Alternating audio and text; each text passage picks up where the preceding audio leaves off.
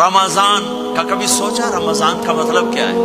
رمضان کو رمضان کیوں کہتے ہیں؟ اللہ نے 11 مہینوں کے نام عربوں سے رکھوائے اور روزے کے مہینے کا نام خود رکھا قرآن میں، شہر رمضان الذی انزل فیہ القرآن۔ محرم، صفر، ربیع الاول، ربیع الثانی، جمادی الاولی، جمادی الثانی، رجب، شعبان، شوال، ذوالقعدہ، ذوالحج، یہ عربوں نے نام رکھا، اور رمضان پہلے سے رکھا جا چکا تھا، عربوں سے رکھوایا۔ رمضان کے لفظ اور روزے میں کیا جوڑ ہے؟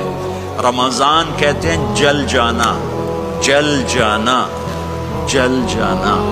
تو اس کو روزے کے ساتھ کیا مناسبت ہے کہ جب کوئی مرد عورت روزہ رکھتا ہے یا رکھتی ہے تو پچھلے 330 دن کے گناہ، آج روزہ رکھا، پٹی تیار ہو گئی، گناہ ڈال کے جل